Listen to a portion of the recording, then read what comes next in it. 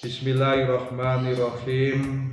Assalamualaikum warahmatullahi wabarakatuh. Alhamdulillah, Alhamdulillah, Alhamdulillahirabbil alamin. Wassalatu wassalamu ala asyrafil anbiya wal mursalin. Allahumma sholli wa sallim ala sayyidina wa maulana Muhammad sallallahu alaihi wasallam wa ala alihi wa sahbihi wa barik wa sallim ajma'in. Salam sejahtera untuk kita semua. Semoga Allah Subhanahu wa taala, Tuhan yang Maha Kuasa, Tuhan yang Maha Segalanya, memberikan kita limpahan rahmat anugerah, terkhusus limpahan anugerah berupa kesehatan, sehingga kita bisa melaksanakan aktivitas sehari-hari dengan sangat baik. Saya mengucapkan terima kasih yang sebesar-besarnya kepada para mahasiswa yang sampai detik ini masih tetap semangat semangat membara di dalam melakukan proses belajar mengajar. Semoga kita semuanya dilimpahi ilmu yang barokah, ilmu yang nafi', ilmu yang manfaat, yang bisa kita manfaatkan untuk masyarakat. Saya mengingatkan bahwa sebaik-baik manusia, sebaik-baik kita adalah orang yang memberikan manfaat bagi masyarakat. Saudara-saudara mahasiswa yang berbahagia, hari ini saya memberikan materi perkuliahan terkait dengan integrated marketing communication, komunikasi pemasaran terpadu dengan subbahasan teori-teori efek komunikasi. Seperti yang kita ketahui, kegiatan komunikasi pemasaran yang di dalamnya terdapat bauran komunikasi pemasaran atau marketing communication mix, antara lain periklanan atau advertising, kemudian sales promotion, kemudian ada yang disebut dengan personal selling dan berbagai macam, termasuk juga ada gimmick, bahkan Philip Kotler memperkenalkan satu pendekatan baru yang disebut dengan mega marketing dengan memasukkan public relation. Semuanya adalah kegiatan komunikasi. Anda sebagai seorang pemasar, komunikasi pemasaran itu pasti akan memilih berbagai macam simbol, bisa berupa gambar, kata-kata, warna, grafik. Contoh misalnya yang Anda pilih dalam strategi periklanan, itu semuanya merepresentasikan produk Anda. Kemudian Anda menyusun simbol-simbol tersebut sedemikian rupa yang kita kenal dengan proses kreatif, kemudian menyebarkannya melalui media massa agar dapat diterima oleh khalayak yang sangat luas secara serentak atau simultan dengan repetisi yang luar biasa. Pada akhirnya diharapkan khalayak sasaran dapat mengetahui kehadiran produk, menyimpannya dalam pikiran, dan tertarik untuk membeli produk yang diiklankan tersebut. Nah, saudara, secara garis besar, sebagai sebuah aktivitas komunikasi pemasaran, termasuk periklanan, termasuk sales promotion dan sebagainya, diharapkan mampu menimbulkan suatu akibat atau dampak atau efek pada diri khalayak sesuai yang diinginkan si pembuat iklan. Secara umum, akibat atau efek dari strategi-strategi komunikasi pemasaran itu ada tiga. Sekali lagi ada tiga dampak ya, ada 3 dampak yang biasanya diinginkan oleh pemasar, diinginkan oleh pengiklan ya. 1, aspek kognisi ya, aspek kognisi atau kognitif, yaitu akibat yang terjadi pada aspek pengetahuan. Misalnya dari tidak tahu menjadi tahu, dari tidak menyadari menjadi sadar, dari tidak paham menjadi paham ya, dari tidak memiliki awareness menjadi awareness, tidak mengenal menjadi mengenal. Itu yang disebut aspek kognitif. Kemudian aspek afektif, akibat yang terjadi pada aspek perasaan. Jadi afektif itu perasaan ya. Kalau kognitif tadi pada pengetahuan. Misalnya muncul rasa suka atau tidak suka ya, muncul perasaan gembira ya, atau tidak gembira, suka atau tidak suka, setuju atau tidak setuju, menyenangkan atau tidak, tertarik atau tidak. Nah, itu semuanya aspek konatif ya, aspek afektif ya, aspek afektif atau afeksi. Dan yang terakhir ya, tadi yang pertama adalah kognitif, yang kedua adalah afektif, dan yang terakhir ini adalah aspek konatif atau behavior.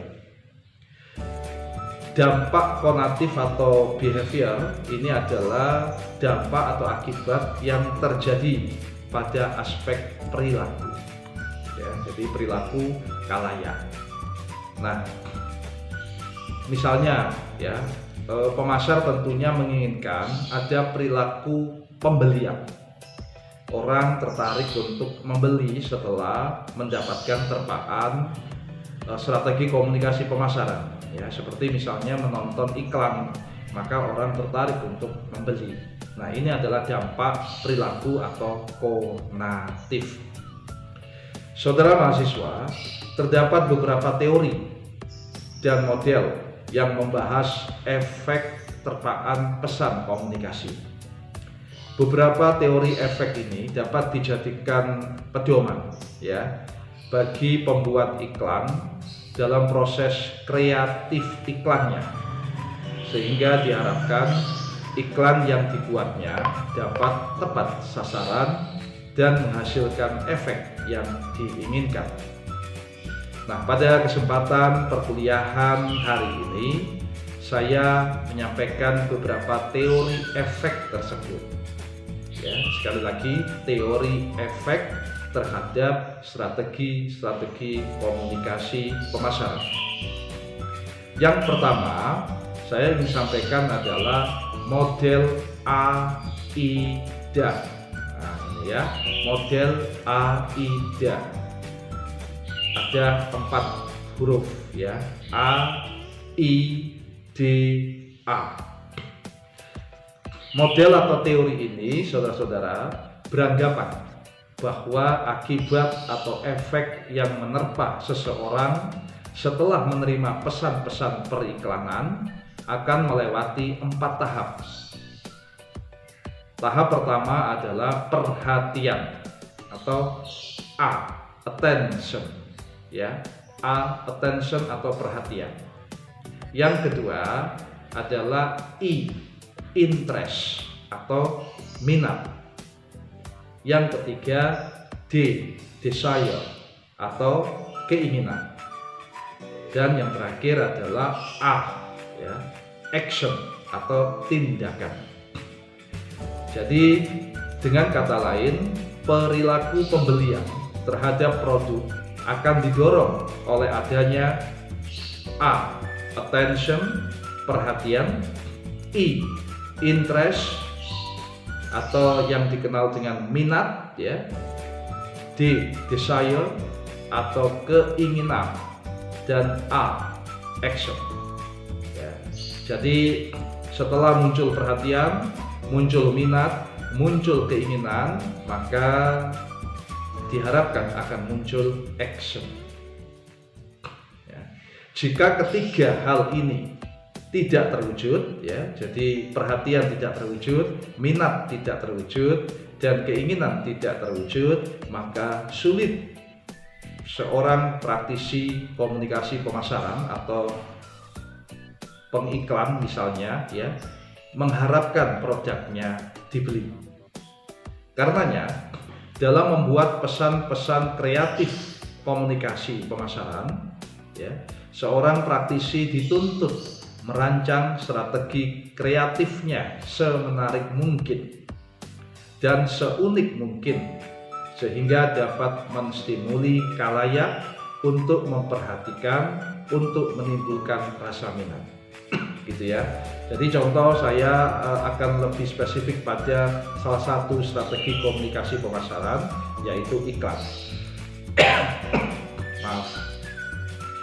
Jadi seorang pengiklan misalnya, ya, harus mampu merancang strategi kreatifnya semenarik dan seunik mungkin sehingga dapat menstimuli khalayak untuk memperhatikan, ya, untuk memperhatikan dan menimbulkan rasa minat pada iklan tersebut sehingga positioning produk positioning produk yang ada dalam iklan tersebut dapat menancap di benak calon konsumen. Saya kasih contoh ya supaya lebih mudah memahami. Contohnya teori AIDA dapat dijelaskan pada aktivitas menonton televisi, ya. Saya kasih contoh. Misalnya ada mahasiswa bernama si Jailani.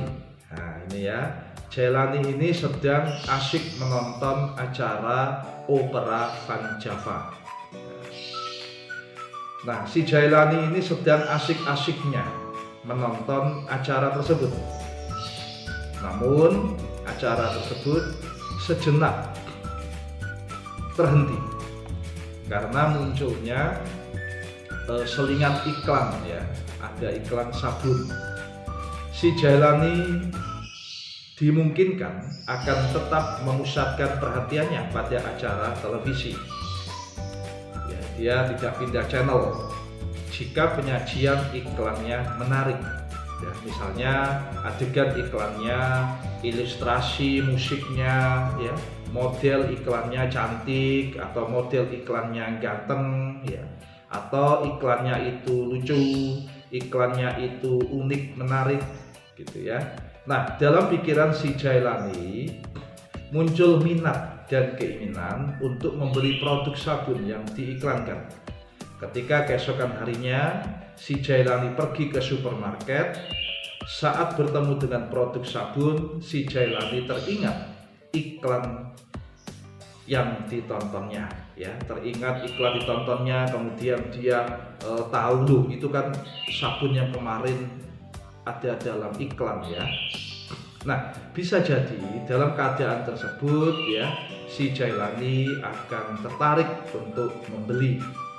Bisa karena keunikan iklannya, atau bisa juga karena informasi produk yang ada di dalam iklan tersebut. Nah, itu contohnya keterkaitan model AIDA, ya, AIDA. Semoga mahasiswa bisa memahami, ya, model yang pertama ini.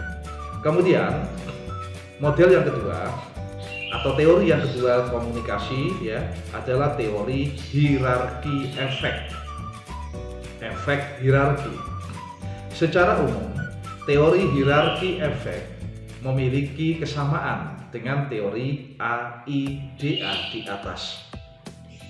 Tetapi, ya, saudara-saudara mahasiswa, teori hierarki efek ini memberikan perluasan yang lebih mendalam. Ya, saya ulangi, teori hierarki efek ini memiliki perluasan yang lebih mendalam terhadap teori AIDA. Jadi teori hierarki efek ini memberikan tambahan, ya, memberikan perluasan terhadap teori AIDA. Nah, ada 6 tahap proses efek menurut teori hierarki efek, yaitu 1. Menyadari, ya. 2. Mengetahui, 3. Menyukai, 4. Memilih, 5. Meyakini, dan yang terakhir 6. Membeli. Ya, jadi ada 6 tahap. Kalau teori AIDA tadi hanya ada 4 tahap, ya.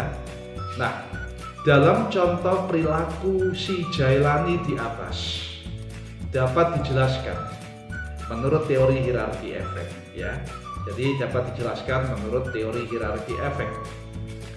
Si Jailani menjadi sadar akan kehadiran produk sabun yang diiklankan, menyadari, ya. Karena keunikan iklan yang membuatnya menonton hingga selesai, si Jailani menjadi tahu informasi produk seperti kelebihan dan kegunaan sabun tersebut. Informasi tentang kegunaan sabun ini membuat si Jailani menyukai, disebabkan informasi tersebut mampu membantu memenuhi kebutuhan si Jailani. Nah, situasi ini saudara-saudara mahasiswa yang membuat si Jailani yakin, ya, sekali lagi yang membuat si Jailani yakin, apalagi didukung, ya, didukung pengalamannya saat menggunakan produk yang lain. Pada akhirnya si Jailani memutuskan membeli produk sabun yang diiklankan tersebut. Jadi itu contoh, ya. Nah, yang ketiga sekarang, ya, setelah teori AIDA kemudian hierarki efek, yang ketiga adalah teori adopsi inovasi. Saudara mahasiswa, teori ini dapat juga digunakan untuk menjelaskan efek periklanan pada khalayak, khususnya untuk produk baru. Ya, sekali lagi saya ulangi, teori adopsi inovasi ini sangat relevan, ya, terkhusus untuk produk baru. Produk baru dapat diasumsikan sebagai inovasi baru yang ingin disebarkan kepada khalayak luas.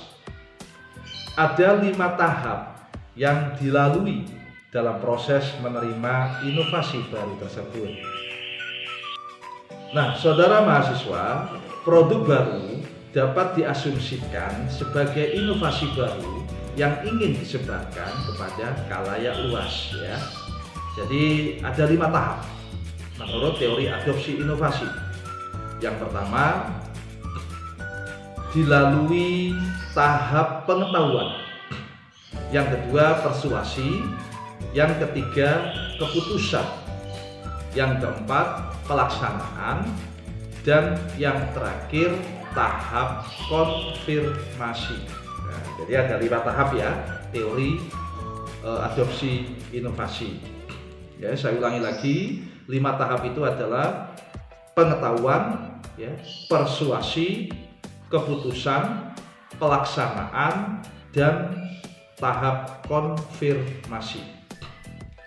Tahap pengetahuan terjadi jika seseorang pertama kali menerima terpaan iklan yang berisi sebuah produk baru, ya, atau produk lama dengan kemasan baru.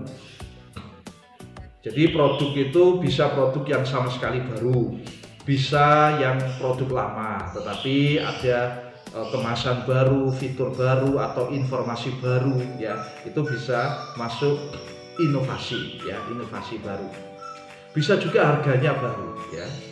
Setelah itu tibalah tahap persuasi. Intinya, khalayak akan menentukan apakah dia suka atau tidak, senang atau tidak, setuju atau tidak terhadap produk tersebut.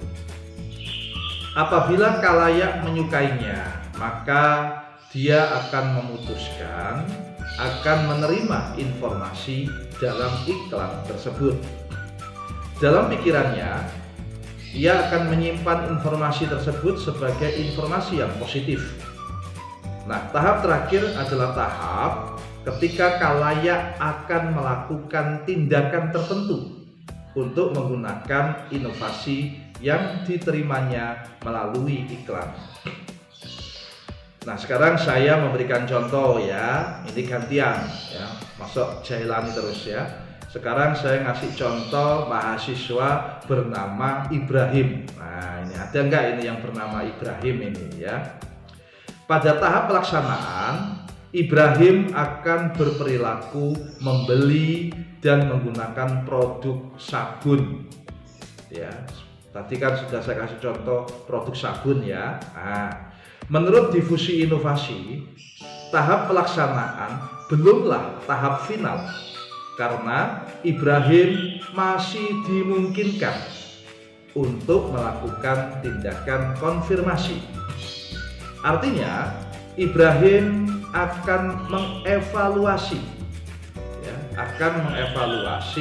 kualitas sabun yang dibelinya, disertai bukti-bukti pendukung yang lain. Ya, bukti pendukung itu seperti informasi dari teman-temannya, ya, apakah sabunnya itu baik atau tidak gitu ya.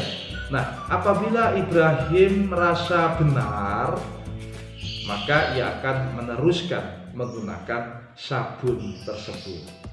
Jadi kalau Ibrahim merasa oh ini sabun ini sudah benar, sabun ini sudah baik ya, maka dia akan meneruskan menggunakan sabun tersebut. Nah, jadi kalau saya kaitkan dengan tiga tahapan dampak ya, tadi kan sudah saya sampaikan ada kognitif ya, ada afektif ya, dan ada konatif ya. Maka model-model ini dapat dirumuskan ya. AIDA, tahapan attention atau perhatian, itu masuk kategori kognitif ya. Kemudian interest ya, itu masuk afektif ya. Interest itu afektif. Kemudian desire ya, desire atau keinginan itu juga afektif. Dan yang terakhir tindakan itu masuk konatif ya, action. Jadi AIDA tadi ya, A attention itu kognitif, interest, desire itu masuk pada afektif ya, afektif. Kemudian yang terakhir action itu masuk pada konatif ya. Nah, sekarang untuk hierarki efek. Hierarki efek itu awareness atau kesadaran ya, menyadari. Kemudian knowledge, pengetahuan ya, itu masuk pada kognitif ya. Kemudian tahapan yang ketiga liking, kesukaan, liking ya. Kemudian preference, pilihan, memilih ya. Dan yang ketiga conviction, keyakinan, itu masuk pada aspek afektif ya, afektif. Dan yang terakhir tahap purchase atau pembelian itu masuk pada konatif gitu ya. Dan yang terakhir difusi inovasi. Difusi inovasi, knowledge, tahapan yang pertama kan knowledge ya, pengetahuan, itu kognitif. Kemudian tahap yang kedua persuasi dan decision atau keputusan itu masuk pada afektif. Dan yang terakhir implementation, pelaksanaan ya. Kemudian confirmation atau konfirmasi itu masuk pada aspek konatif. Gitu ya teman-teman mahasiswa, semoga bisa dipahami. Nah, itu teori-teori efek komunikasi. Nah, sekarang saya ingin lanjut pada teori yang berikutnya, adalah teori elaborated likelihood. Elaborated likelihood. Saya kasih gambaran ya. Misalnya pada suatu hari Ibrahim ingin membeli laptop baru Nah, Ibrahim meluangkan waktu untuk beberapa kali membaca informasi tentang produk-produk laptop, baik itu iklan, brosur, artikel-artikel dari koran, majalah, atau internet. Ibrahim juga bertanya pada teman-teman yang menurut Ibrahim mengerti ya tentang laptop. Nah, Ibrahim ini mengevaluasi segala informasi yang diperolehnya, kemudian berargumentasi, dan akhirnya Ibrahim mengambil keputusan produk yang mana yang akan dibelinya.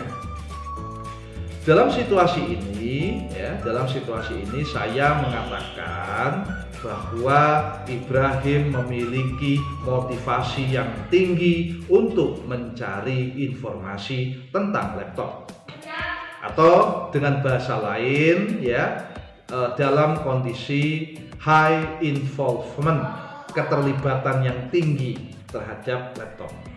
Nah, dalam keterlibatan yang tinggi ini Ibrahim mempunyai perhatian yang tinggi, yang kemudian bersedia meluangkan waktu untuk menganalisis, memahami informasi-informasi yang tersedia. Nah, apakah kemudian Ibrahim lebih mudah menerima pesan-pesan penjualan dari suatu produk laptop yang ditawarkan di brosur-brosur atau di iklan-iklan? Pesan-pesan persuasif yang bagaimana yang efektif disampaikan kepada Ibrahim? Lalu bagaimana pula dengan individu-individu yang tidak sedang ingin membeli laptop? Ya, saya berasumsi ya, Ibrahim tidak mempunyai ketertarikan dan tidak meluangkan waktu untuk mengkonsumsi informasi tentang laptop apabila Ibrahim tidak membutuhkan laptop. Ya. Nah, kemudian ada pertanyaan lagi, bagaimana pula dengan individu-individu yang tidak mengerti tentang apa itu laptop, sehingga tidak mengerti ide atau informasi atau isu yang disampaikan. Nah, bentuk pesan yang bagaimana untuk mempersuasi dua tipe manusia ini, yaitu Ibrahim yang butuh laptop, atau mungkin Ibrahim yang tidak butuh laptop. Nah, pertanyaan ini yang dibahas oleh teori Elaborated Likelihood Model ya, ELM. Nah, ini yang dibahas ya di dalam teori ini. Nah, teori ini menyampaikan ada dua central root, pesan-pesan persuasi central root, dan pesan-pesan persuasi peripheral root. Central root ini biasa digunakan jika sasaran Anda adalah orang-orang yang secara aktif mencari informasi, orang-orang yang memiliki keterlibatan tinggi terhadap sebuah produk. Karena dia memiliki keterlibatan tinggi, maka orang ini akan aktif mencari. Orang ini akan melibatkan diri dengan informasi-informasi terkait produk yang diinginkannya. Teknik penyusunan pesan yang digunakan biasanya lebih terorganisasi, lebih detail, lebih kompleks, dan fokus atau tersentral pada ide atau isu ya, atau informasi yang disampaikan. Karena itulah disebut dengan pesan-pesan yang tersentral atau terelaborasi atau central root. Nah, ini saya kasih contoh ya. Misalnya dalam kampanye pemilihan presiden ya, tim sukses atau manajer kampanye bisa mengorganisasikan pesan dalam bentuk pidato politik, dalam bentuk debat, dalam bentuk diskusi publik, Nah, di satu sisi manajer kampanye tersebut ya bisa secara detail menyusun pesan-pesan yang langsung berkaitan atau terfokus ya atau tersentral dengan pandangan-pandangan, platform dan kebijakan politik dari si kandidat presiden.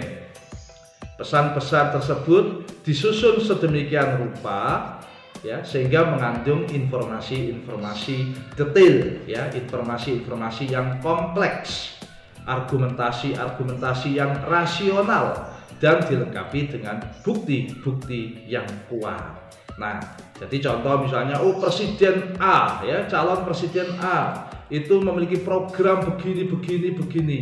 Jika program itu dilaksanakan maka yang terjadi akan begini. Ya, presiden ini memiliki kemampuan begini ya dan sebagainya. Dilengkapi dengan bukti-bukti yang kuat.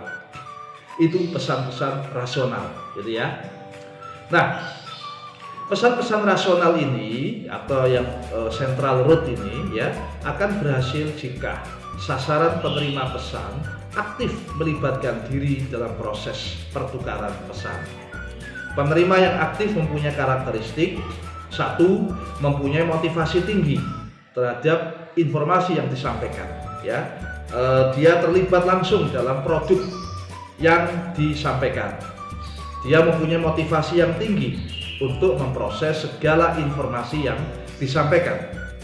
Bisa jadi motivasi ini muncul karena si penerima menganggap pesan yang disampaikan, pesan-pesan persuasif itu relevan dengan kepentingannya. Itu ciri yang pertama. Ciri yang kedua, mempunyai kemampuan untuk memproses pesan-pesan persuasi tersebut.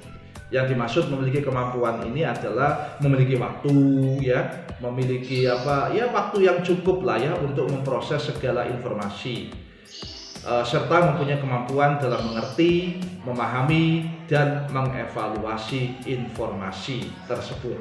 Nah, ini central root ya, semoga bisa dipahami oleh teman-teman mahasiswa. Yang kedua, ada pesan periferal root.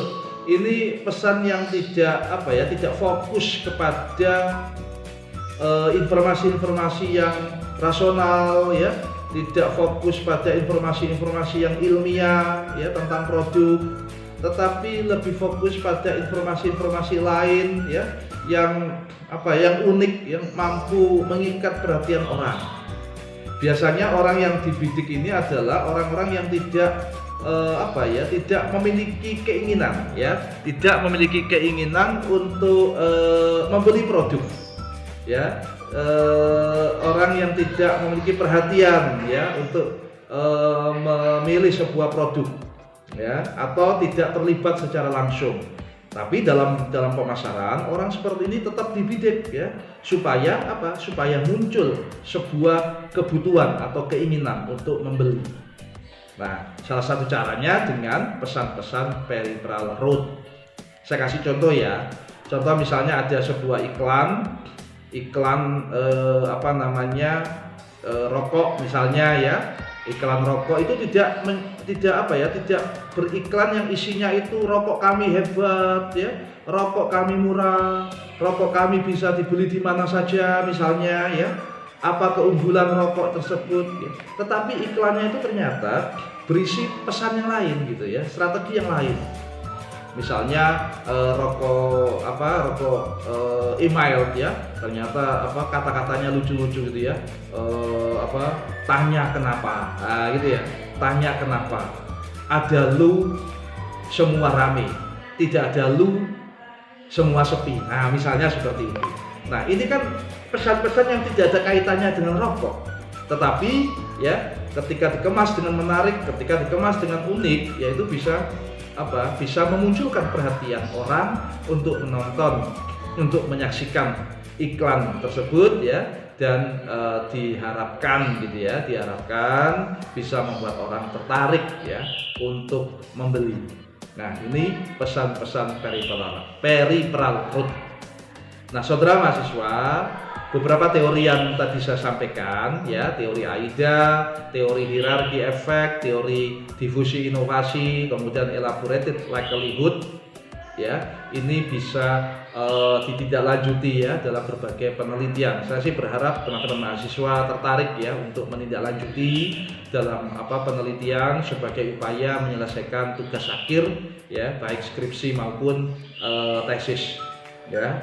Nah, ini tentu akan sangat menarik ya. Contoh misalnya elaborated likelihood ya, Anda bisa lakukan eksperimen ya, Anda bisa bagi dua kelompok orang ya, yang satu disuruh menonton iklan yang isinya itu Central Road, sementara kelompok yang lain disuruh nonton iklan yang isinya Peripheral Road. Nah, di situ kemudian diukur. Nah, pengukurannya Anda bisa menggunakan teori AIDA misalnya. Interestnya bagaimana gitu ya, attentionnya bagaimana, apakah desire-nya bagaimana ya, apakah memunculkan keinginan untuk membeli pada dua kelompok itu. Nah, tentu dari dua kelompok itu ya dipilih ya satu kelompok yang tadi sudah saya sampaikan ya, orang yang memiliki keinginan untuk butuh sesuatu.